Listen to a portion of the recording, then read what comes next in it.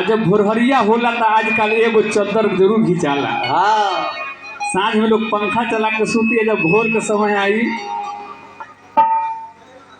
तो ये पत्नी उनकर कहत नहीं कि सुनी रउरा अब सूते के समय आइल बा, ढेर परेशान ना करी। एक तो दिन भर खटी ले आ देह दर्द करत आ रउरा का ये लसिया तनी कि दिन भर के काटनी रतिया के खटनी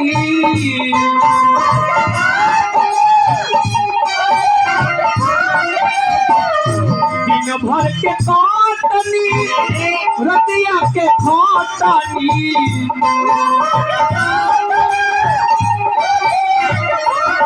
कहे पुरैया दर्द कहे पुरैया दर्द उठत पोरे पोरे किसक के सूता दनिए सैया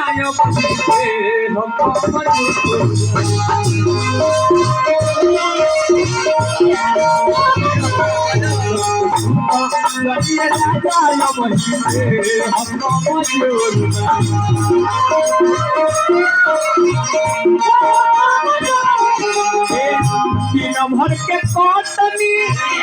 रतिया के खटनी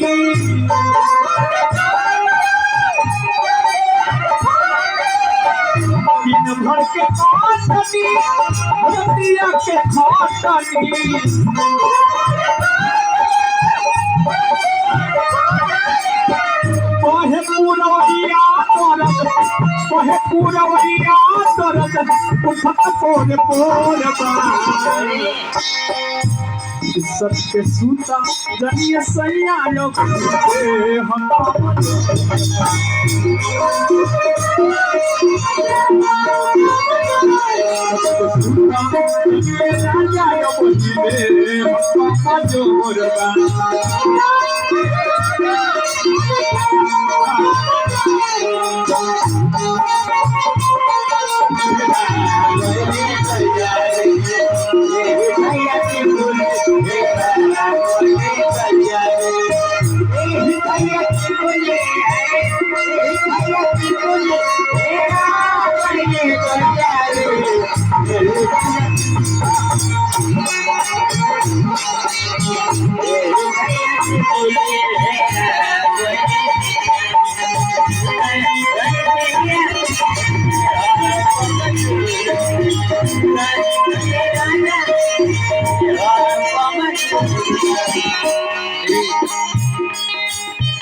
उठल ना बैठल जाता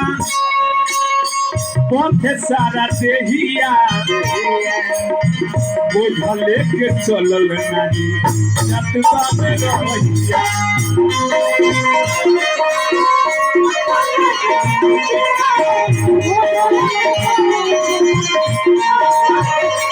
उठल ना बैठल जाता पथ सारा देहिया बोझल के चलल नहीं जतबा में रहिया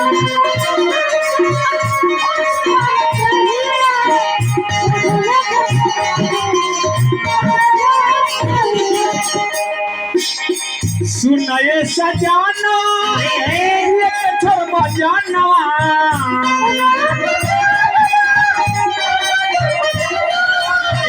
सुनाए सजाना छोड़ बजाना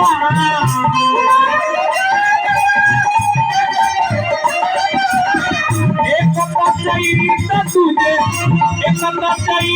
तुझे बेहलर कोर एक तुझे बेहलर कोर सत्य सुता जनिए सैया बहिते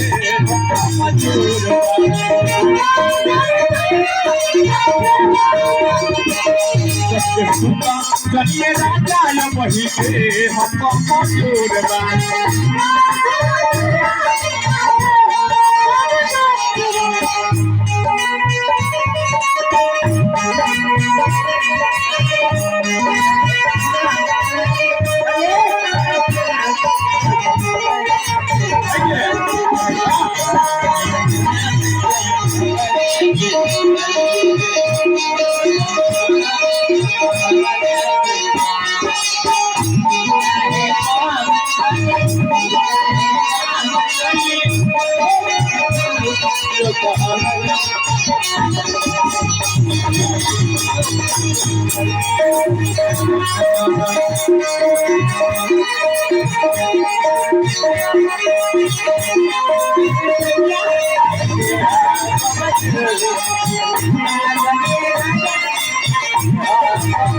और उसके बाद ये सैया जी 4 बजे भोर रोज ले जाला जगाई के देह दुबराई दिल कटनी कराई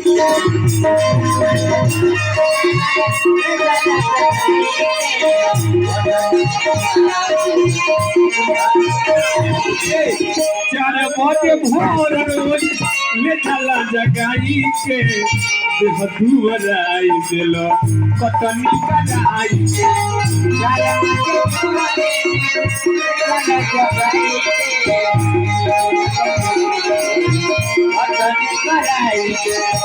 सुनाए सजाना छोड़ बजाना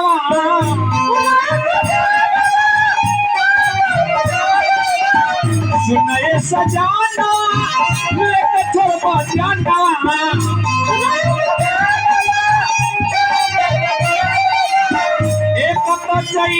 तुझे तुझे बेहल्ला कोरबा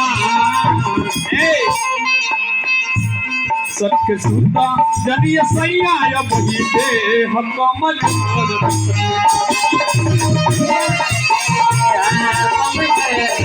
जनिय सैया या बही दे हम कमल